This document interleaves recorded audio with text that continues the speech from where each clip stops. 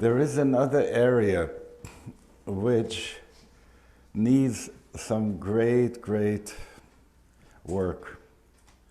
And I feel like Jacob, when that night he had to go across the river and pick up the last bits that he left there.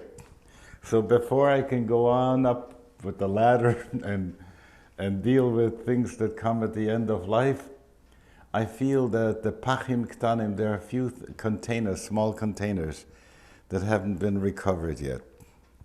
And it turns out that this one happens to be a biggie and not just a small one. It may look small, but it's a biggie. Let me spell that out.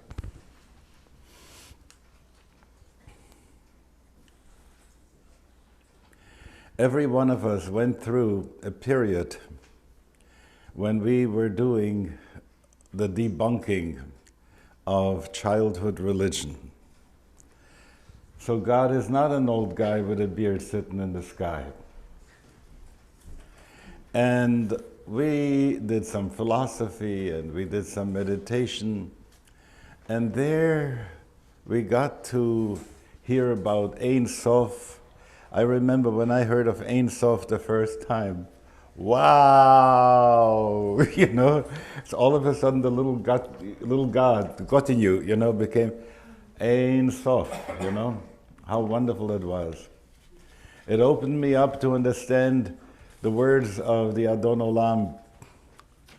Adon Olam Asher Malach Beterem Kol Yetzir Nivra. Lord of the world, you reigned before anything was created. In other words, before the Big Bang, God, okay? Leit na'asa bechefzo, kol azay melech shemo nikra. So from the Big Bang to the last black hole ever is God's present, Adonai Melech. After the last black hole, Adonai Yimloch Leolam Vayed. Wow!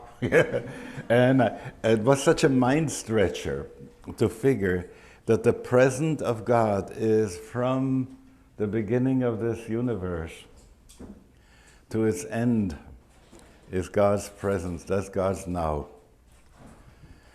And that mind stretching helped me a great deal to the point that I got to see that when we talk about the ofanim, the wheels, that instead of thinking Ezekiel saw a wheel way in the middle of the air, another sort of a windmill there, I got to ask myself, who are the wheels? And I figured they are the planets.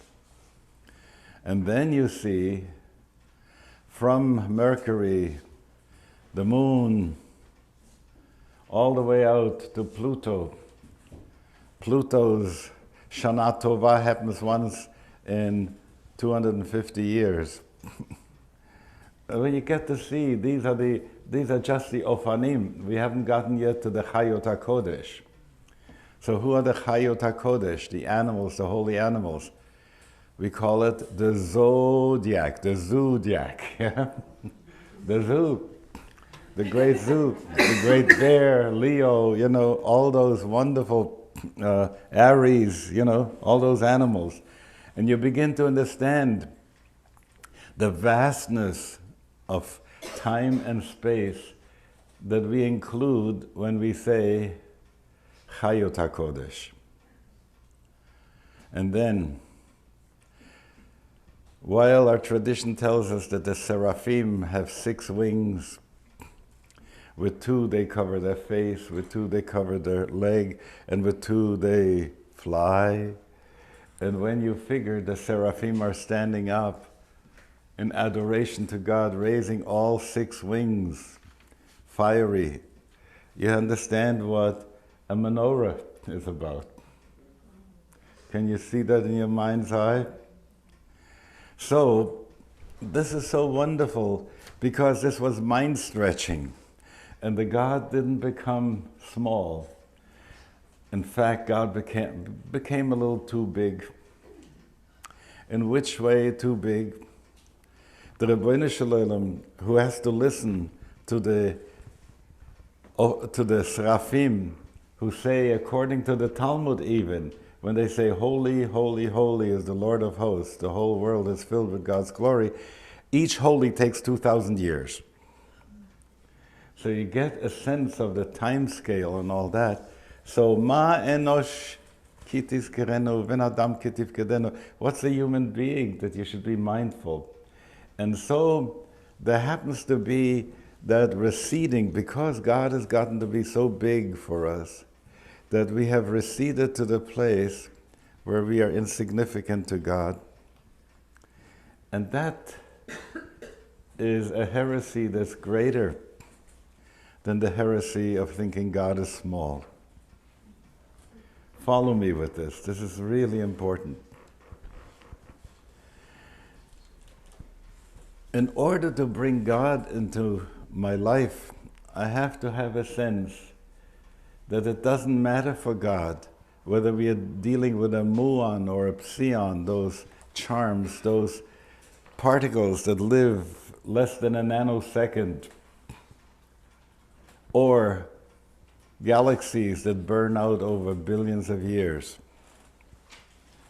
They're all in the presence of God. And in that present, my lifetime, your lifetime, does have significance. Because for all that the cosmologists are telling us, that this cosmos had so many things that could go wrong, and it was so fine-tuned, and that fine-tuning they call the anthropic principle. It's that principle in creation that makes it possible for human beings to be conscious, okay? Now, when I'm aware of the anthropic principle, and then I ask myself, so I really belong here, you know? I'm not an oops of God. So if that's the case, then how do I connect? How do I make that connection? So when we say Baruch Atah Hashem, in our tradition there has been this wonderful sense that Avram Avinu, for instance, can say, come on, judge of all the earth, that's what you call justice, what you were about to do in Sodom? You know, that kind of awesome thing that doesn't happen in any other religion. I tell you, I love them all, you know, because if someone were to say, is there a religion you don't like? It's not so. The reason is because I'm a spiritual peeping Tom. And I want to see how people get it on with God. And each time I get a sense of, oi, you know, this is real, God is real. There is something that's happening between us, and that presence is here now. That is what escaped us in Hebrew school. It escaped us in the books that we read, because all that is not in the present. We are addressing a part of the mind that likes to deal with concepts. A concept is like what I'm holding the cup up with. A grabbing means, you know, concapto, I grab it with, I take hold of it. The Germans call it Denkmittel, the means were which I am thinking. And when I have these things, I see them always as objective. And when I was just talking about AIN SOF and all that stuff, it still is like God out there. All the Kabbalah hounds, you got the hopscotch ready, you know already where is Keter and where is Chesed and where is Gevura, boom, boom, boom, boom, boom, you know, you have it all set. And what have you not got there? You haven't got yourself in the tree of life, because we have been so used by the scientific establishment to think of things objectively. And the French, when they want to talk about a lens, they call it objectif. You get the idea? It's out there, it's a thing out there. But when I think of God as object,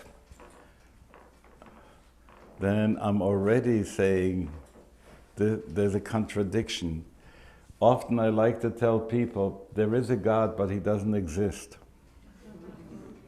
If by existence you mean something outside, if by existence you mean something that's an object, that is in the accusative, that you can touch, see, that's out there, the answer is, doesn't exist.